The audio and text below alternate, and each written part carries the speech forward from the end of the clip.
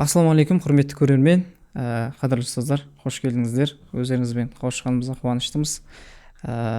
Енді бүгінгі талқылайтын тақырыбымыз Құрбан айт мерекесі жайында болмақ. Бұл мереке енді дастархан жайып бір ет тарату ғана емес, жалпы бәлки бұл мерекемізді ықыласқа, сабырға, бауырмалдықты арттыруға бір жататын бір ерекше мерекелердің бірі. Енді бүгін біз бұл Құрбан айт мерекесі жайында осы қоғамдағы жастарымыздың көзқарасы, шынайы мәні деген секілді осындай бір тақырыптарда сөз қозғайтын боламыз.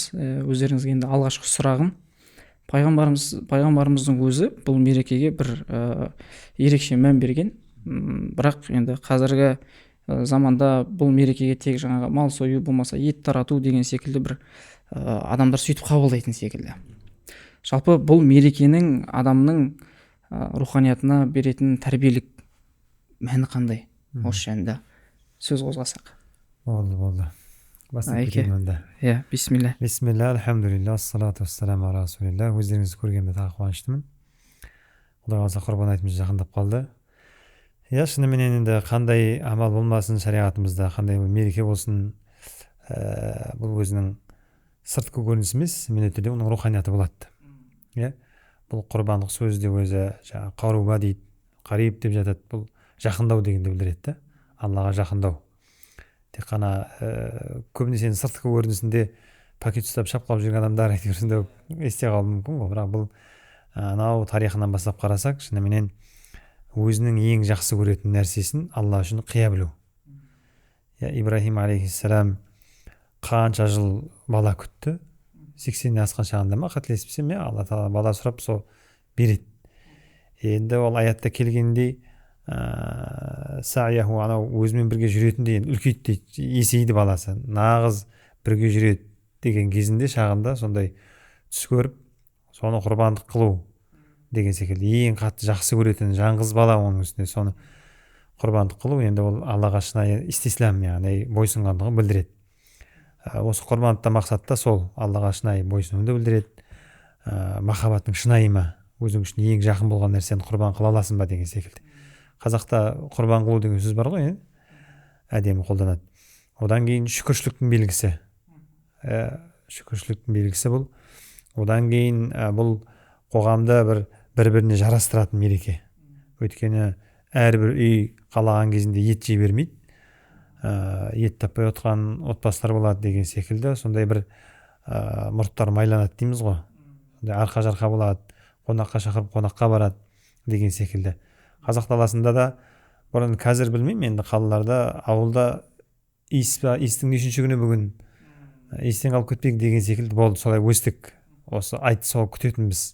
Өйткені қазіргі күнімізде әр отбасыда әрбір шайдың басында тәтті кәмпит бола бермейді. Мейрамның кезінде бір бауырсақ болып, бір тәттілер келіп қалып жатады үйге деген секілді. Бүгін иіс деп осы екі айтты, ораза айт пен құрбан айтты айрықша тойлататынбыз. Қазір енді сол сәл қалып бара жатыр, бірақ қайтадан енді сіз бен біздің қолымызда сол нәрсе. Көбінесе айтып жүретініміз жастардың ішінде, қазір осы дінді ұстанып жүрген жастардың ішінде бір дәстүр десе, дәстүрді исламға деген кезде бір есікті жауып тастайды бірден. Қорқады, ойбай дәстүр кіріп кетеді, дәстүр деген ширк деген секілді. Біз біз қазақ болғаннан кейін дәстүріміз шариғатпен бітісіп кеткенде қайнасып. Естігенді қайтадан қайтарып алып келсек, біздер болып іс жасаймыз деген секілді, құрбан айттың атмосферасы қайтадан сезілер еді. Біз ойбай баяғы өркениет деген сияқты қалдықталғаннан кейін негізгі құндылығымыздан ажырап бара жатырмыз, өкінішке орай. Сол үшін сезілмейді. Тек не болады, дейді, сен қанша шалып жатсың, мен де шалайын деп едім деп, сонымен бітеді. В общем, өкінішке орай соған қайтсақ, иншалла бұл құрбан айттың руханиятын қайтадан сезінеміз деп ойлаймын.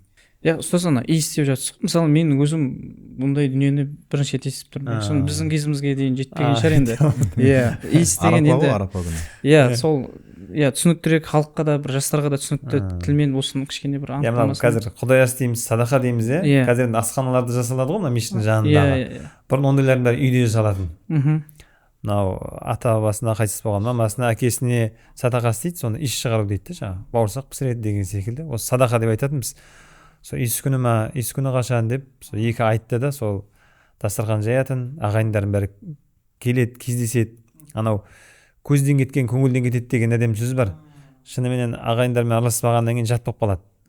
Анау без повод жиналып жатқан сияқтысың былай. Негізі сол құрбан айттың құрмет деп жиналған жерде біреумен қауқылдасады, бұл жерде имандасады, жағдай сұрасады деген секілді. Осылай атмосфераның кезінде осылай сезінетінбіз. Шағын көріп қалдық енді. Машалла. Иә. Бұл жерде енді жаңағы құрбан айт болсын мейлі, ол жұма намазы болсын, әр парыз етілген, міндеттелген амалдың өзінің негізгі орындалуы тиіс тұсы бар да. Құрбан айтта мал шалу керек. Жұмада барып жұма намазын оқу керек. Бірақ сонымен қатар оның артықшылықтары бар, айналасындағы көптеген қоғамдық, әлеуметтік, басқа да пайдалары бар да.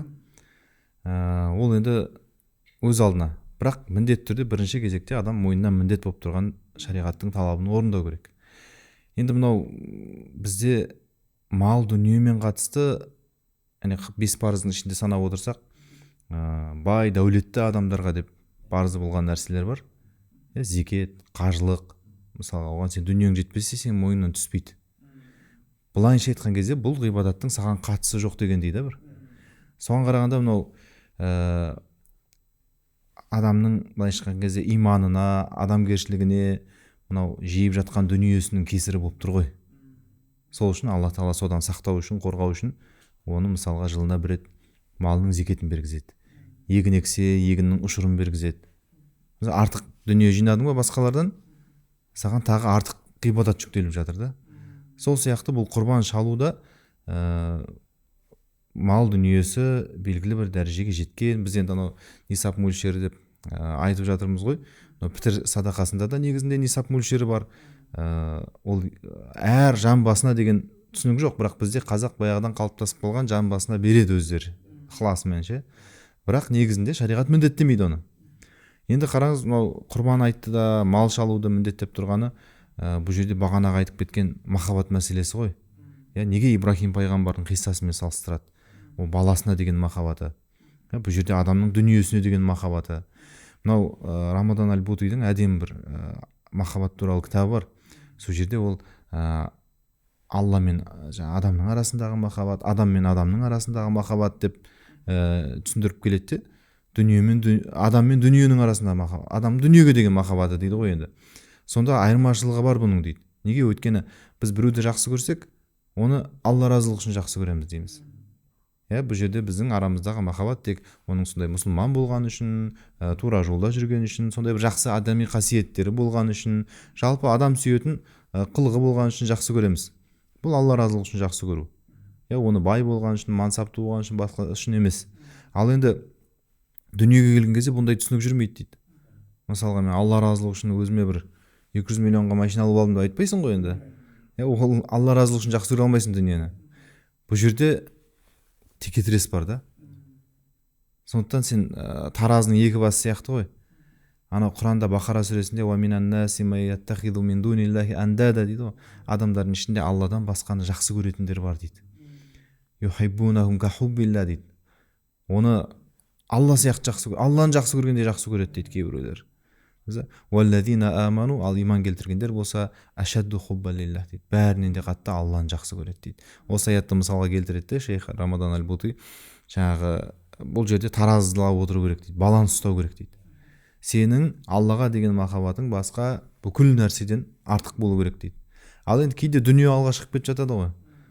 Әсіресе дүниең артық кезде ешкімді менсінбей, адамдарды мойындамай, не ол деп кейбір шариғаттың талаптарына да түрте қарап сөйтесің ғой. Сондай кездерде Алла Тағала міне малың құрбандыққа шал, зекетіңді бер, ұшырыңды бер деп ана дүниені бір жаңағы бұрышын қидырып отырады ғой. Ал егер соны істей алсаң, онда сенің махаббатың орнында деген сөз да.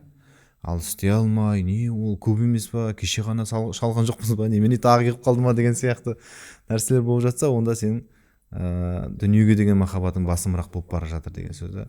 Осындай жағынан да қарау керек сияқты. Таразылау керек сияқты. Алла тәрбиелейді ғой. Әрбір амалдың астарында өзінің бір мәні бар, мақсаты бар. Машалла. Құрметті ұстаздар, рахмет, Алла разы болсын. Енді жақсы бір түсіндіріп беріп жатсыздар.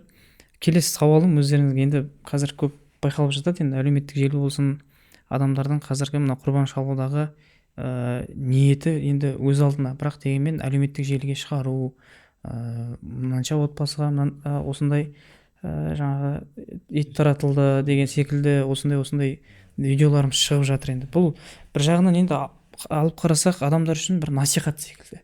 Енді екінші тараптан бір рия болу деген қауіп бар. Енді өздеріңізге сауалым, жалпы біздің құлшылығымыздың жария жасалуы біздің ықыласымызға қаншалықты әсер етеді? Жалпы бұның қалай шекарасын қалай ажыратамыз? Осы жайында айтып берсеңіздер. Бұл өте андай тонкий нәзік мәселе ғой енді рия деген. Сыртынан қарап айта алмаймыз ешкімге. Сен бұны рия үшін істеп жатсың, ол Алла білетін нәрсе да. Сол үшін бірден бас жауып, сіз осыны істедіңіз, видеоға түсіріп қойдыңыз, демек сіздікі рия болып кетті деп айта алмаймыз. Өйткені адам жүрегіндегі мәселе, ол біреуге үлгі болу үшін істеуі мүмкін. Мысалы коллективтеріне, ағайындарына жеткізе алмай жүрді, осындай құрбандық деген нәрсе бар, малдарыңнан бөліп тұрыңдар деген секілді. Соны алады да статусын салады, немесе бір жерге көрсетеді деген мақсатта салуы мүмкін. Кейде мешіттің тарапынан да салып жатамыз жаңағы нелерді. Ол дегеніміз осы қоғамға таратылды, үлестірілді, осындай болды деген секілді салынады. Бір жаңағы мақтану мақсатында емес, осы қоғамда осыны дәріптеу мақсатында. Енді ниет дұрыс болатын болса, ол жерде барлық нәрсе ниетіне байланысты болып тұр. Ниеті дұрыс болса, онда тұрған проблема жоқ. Құлшылығы бүтін дейміз. Ал ниеті бұзықтау болатын болса, бірінші амалынан бұрын бірінші ол жерге мобил құрып келіп алып, камера секіп қалып, яғни камера болмай қалған кезде шалынбай қалып деген секілді, адамдар көрмей қалса шалынбай қалып жататын болса, онда шынымен қиындау енді құрбанға нұқсан. Ал кім болсын ол жерде қызық емес құрбандығым шалам деп отқан болса, біреулер көріп жатсын, көрмей жатсын, оны таратсын, таратпасын, проблем жоқ.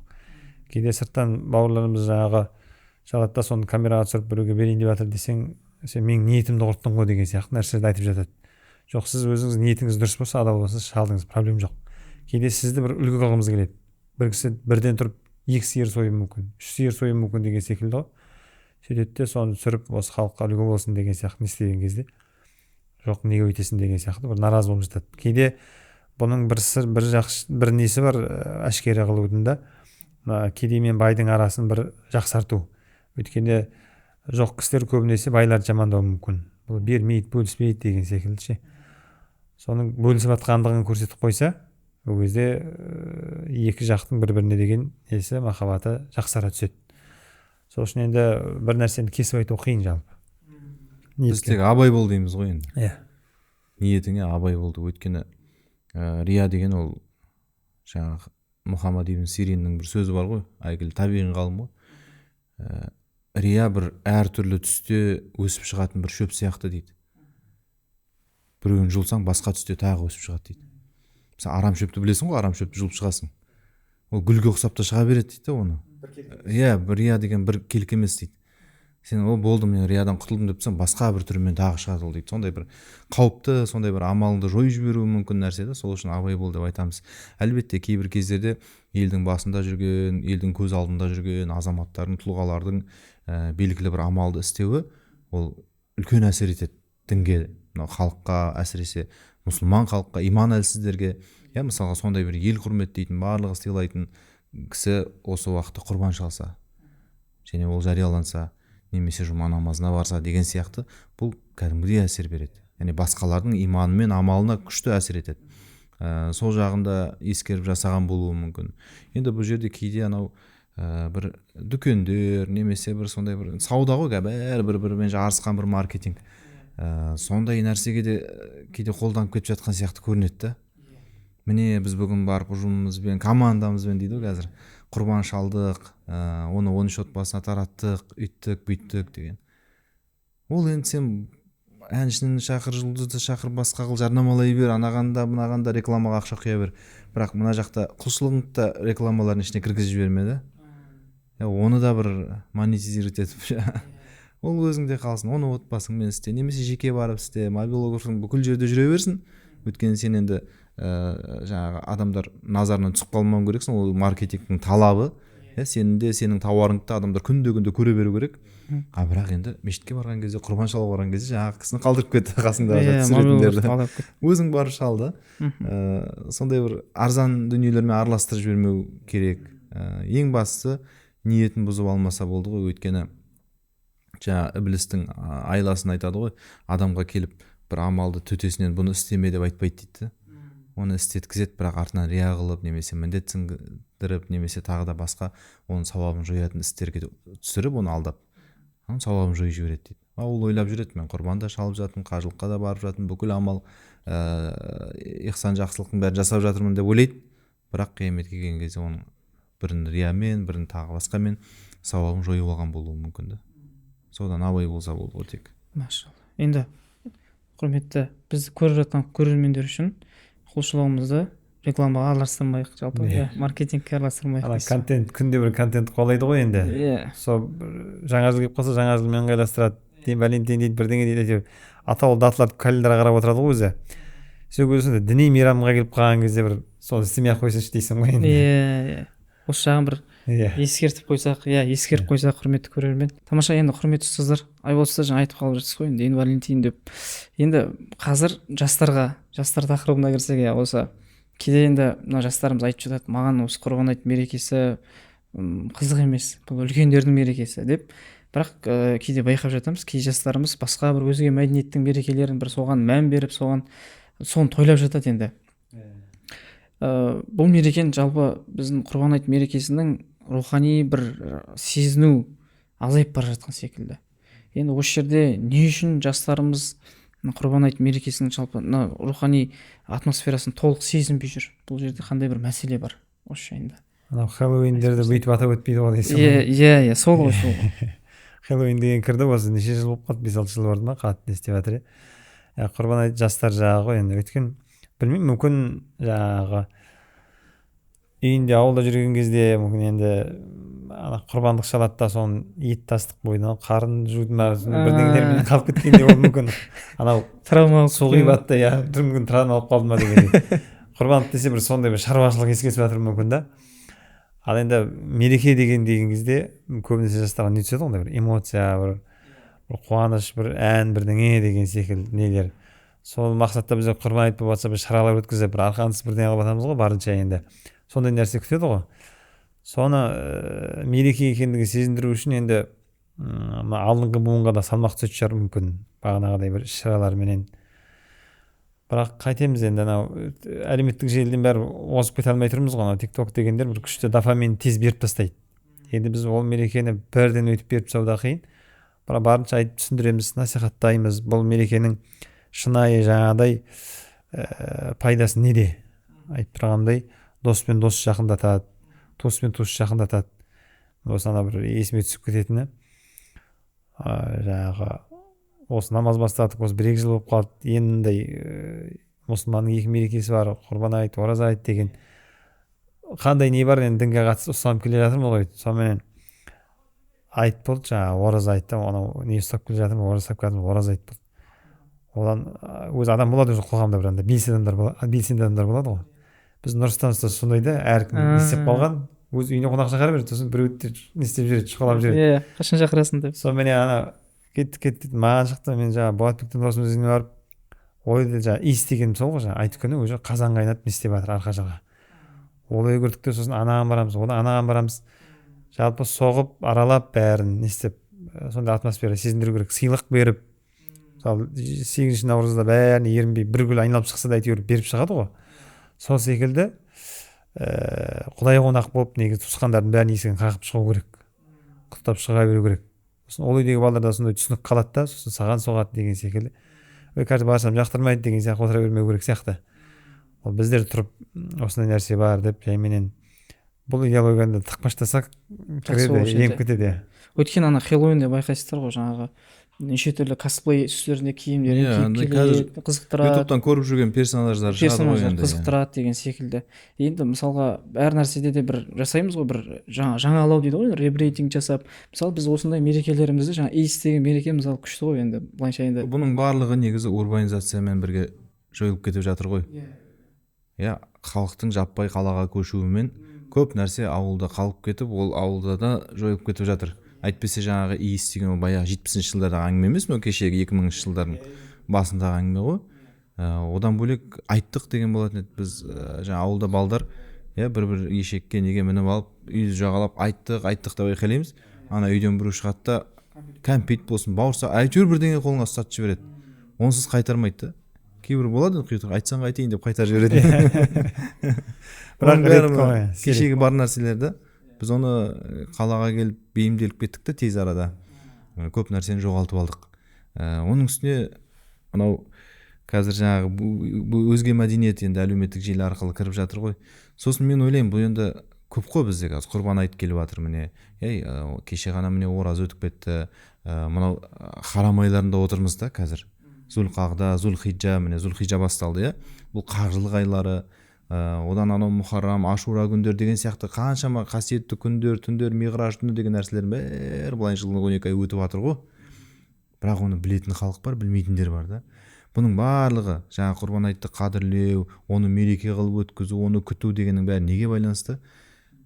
Намаз оқу керек та адам. Өйткені Имадуддин деді ғой, намаз ол діннің тірегі деді да. Өзегі ойсы ғой. Қалғанның бәрі соның айналасында айналады. Байқасаң, сен осы кездерді қай кезден бастап осы нәрселерді ескеріп, қай кезден бастап байқап жүрсің? Намаз оқығаннан бастап, намаз бастағаннан бастап. Оған дейін бірде біреумен тіпті қадір түнімен кейде шаруаң жоқ болып жүредің да, мысалы. Намаз оқыдың, намаз айналасынан жан-жағына өзіне жаңағы амалдар тартты да. Сөйтіп айналдырады да, бәрінің ортасы өзегі жаңағы осы деп тұрған сол ғой. Сол үшін де бұлардың нәрсенің бәрі жаңағы біздің арамызда кең насихатталып, кең таралу үшін, немесе адамдар соны көбірек білу үшін намаз оқитындардың саны көбею керек қой былайша айтқан кезде. Намаз оның бәрін реттейтін, бәрін тартатын, бәрін түгендейтін. Өйткені жаңа Омардың сөзі бар ғой, намаз түгел болғанның амалы түгел, намазы жоқтың исламнан үлесі жоқ деп. Енді аз деген сөз ғой өте.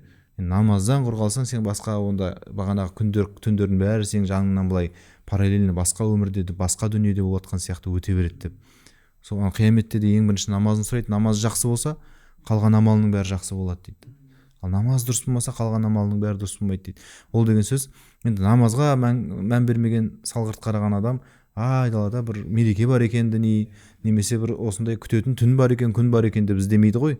Намазды іздемеген адам деп тұрады. Сондықтан адам егер осы жақсылықтың бәрін молынан алғысы келсе, мен ойлаймын, намазға келу керек. Содан кейін қалғанның бәрі бір өз-өзін бір реттеліп кетеді. Соның бәрінің басы ғой намаз. Сол. Өзің тап, өзеңе орал деген қазақта бір күшті сөз бар еді. Баяғы ләззаттарды алғыңыз келсе деп қайттан сол намазға кел деп айтамыз ғой. Намазын қойып жүрген, істеп жүрген бір болатын болса. Тамаша, құрметті ұстаздар. Енді өздеріңізге тағы да бір сауалым. Қазір көп адамдарда мынандай сұрақ бар, жаңағы құрбан шалуға жағдайым жетпесе ше, болмаса қарыз алып құрбандық шалуға бола ма? Енді қоғамнан қалмайын деген секілді өздерінің ішкі бір дүниелері бар ғой, енді арпалысы бар деген секілді. Жалпы исламда бұл мәселеге қалай қарайды? Құрбандық кімдерге міндет? Ұят болмасын деп кредит алып шалып жатады дейсіз. Может, ондай да бар ғой енді арасында. Қазір енді көбінесе үкімдермен шатастырып жатады ғой, енді парыз бар, сүннеті бар, уәжібі бар деген секілді. Бұл енді жаңа аятта келгендей, фасалли раббика ванхар, Раббың үшін намаз оқы және құрбан шал деп. Бұл үкімі уәжіп та, міндет. Бұл парыз секілді да, міндет. Бұның енді кімге міндет деген әңгіме? Бұл жағдайы бар адамға міндет. Пайғамбар саллаллаху алейхи айтады, кімде кеңшілік болатын болса, ол құрбандық шалу керек деп. Осы кеңшілік жағдайды немен байланыстырамыз? Нисап мөлшерімен байланыстырамыз.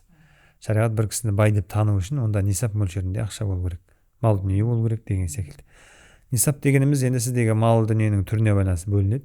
Егер алтын ақша болатын болса, 85 грамм алтынның құнындай онда бір бағалы нәрсесі болу керек. Ақшасы болсын. 85 грамм алтынымыз, енді алтынның бағасы былай өзгеріп тұрады. Қазір күнімізде сол 4 миллион 204 миллион 104 миллион айналасы енді. Сондай ақшасы бар адам болатын болса, ол кісіге құрбандық шалу міндет болады. Немесе жаңа малмен есептелуі мүмкін. 30 сиыры, 40 қойы деген секілді, 5 түйесі деген секілді. Осындай зекет міндет болған адамдар жалпы бұл кісілерге құрбандықтан міндет болады. Бұның енді зекеттен айырмашылығы, зекет беру үшін біз міндетті түрде хаулді шарт етеміз, яғни 1 жыл айналу керек деп айтамыз.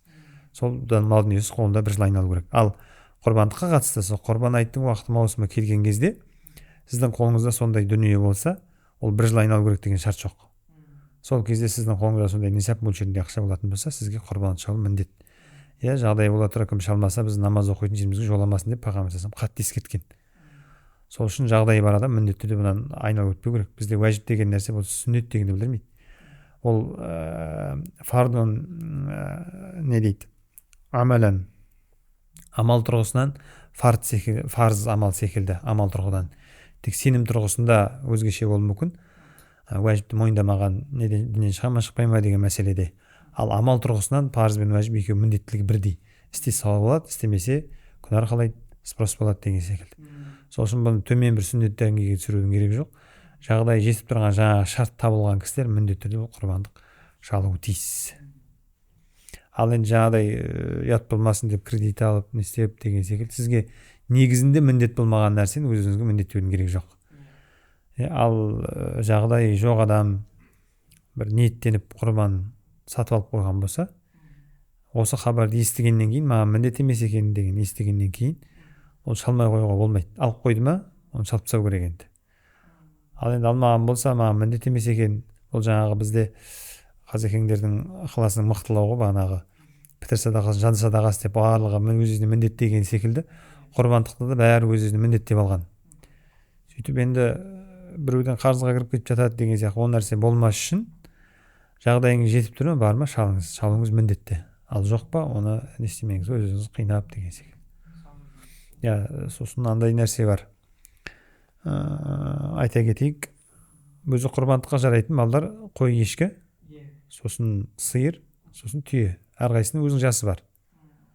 Мүсинна деп айтады, барлығында жаңағы қой 1 жасқа толған болу керек, сиыр 2 жасқа толған болу керек, түйе 5 жасқа толған болу керек.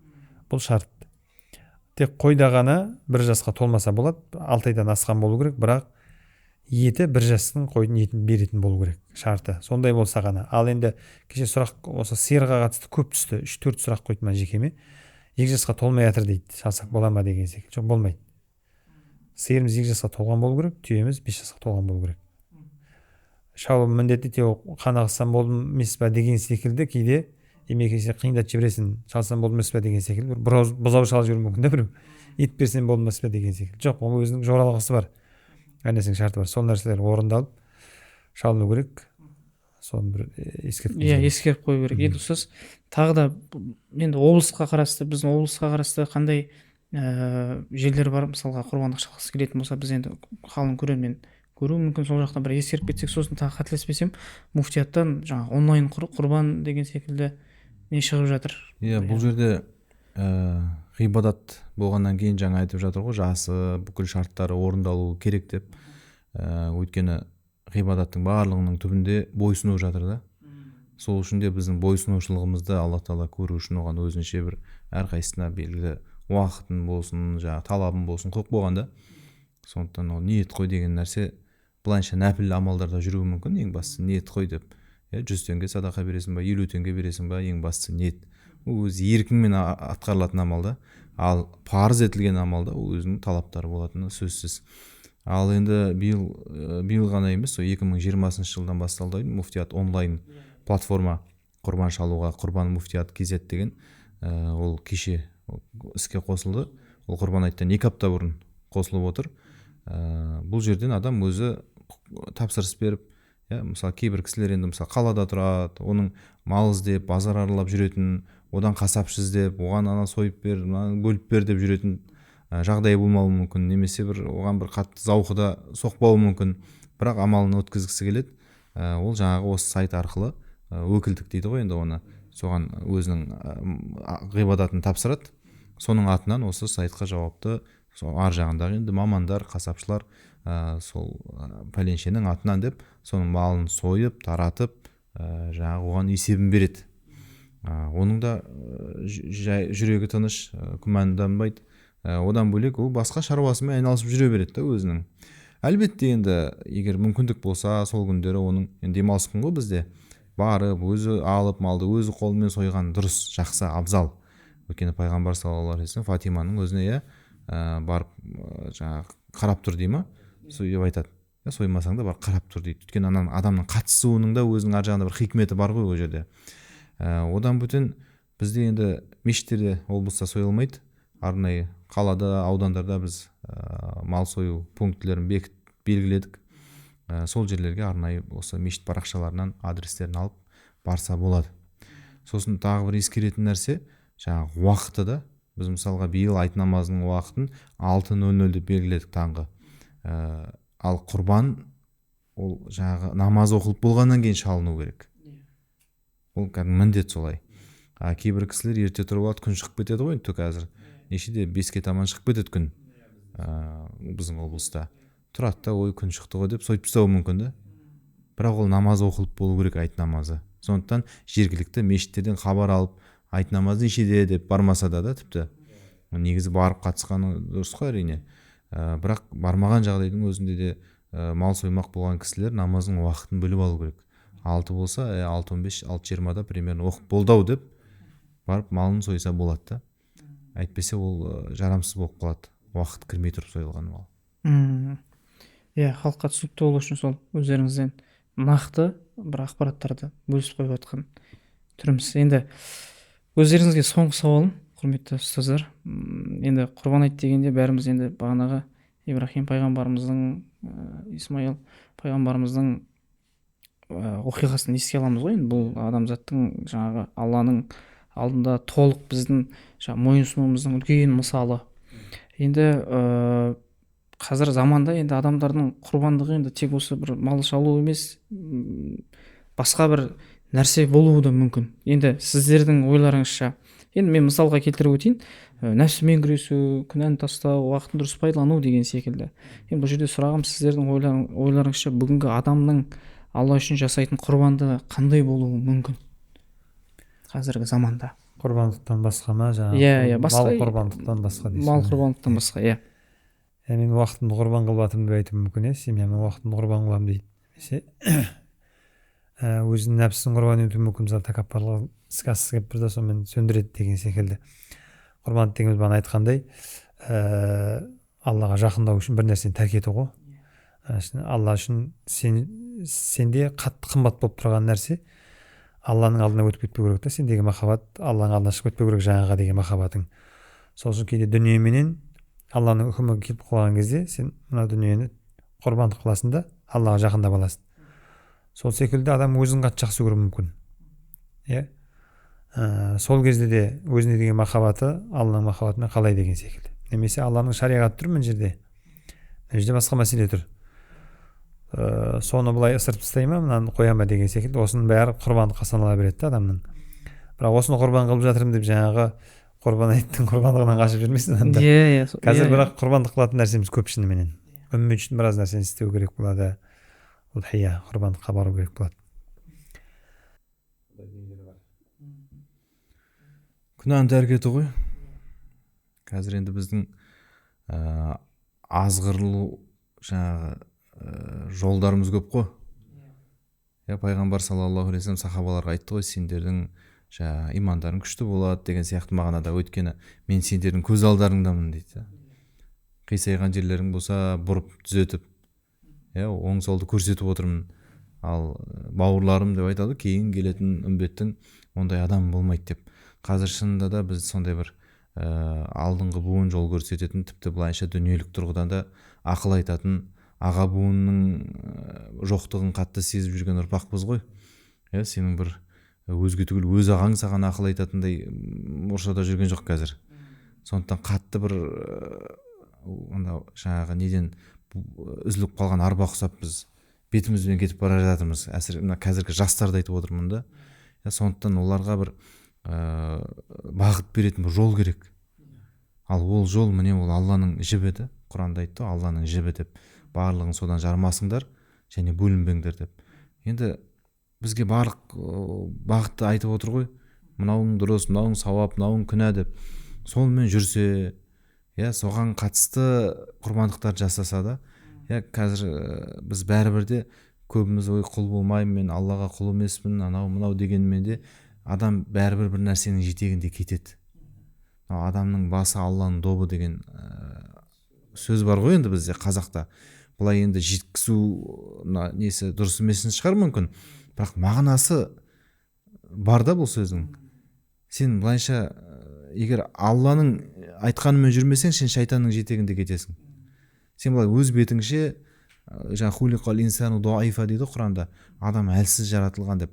Сен өз өзіңді алып жүре алатын, өз бетіңше жүре алатын жаратылыс емессің да. Бүкіл жан жануар, аң, құс олар өздерінше жүре алады. Өйткені оның ішінде Аллах Тағала орнатып қойған жаңа программасы бар. Мысалға жыртқыш аңдар ешқашан ол сүтқоректі немесе жаңа шөппен қоректенетін басқа болып кетпейді.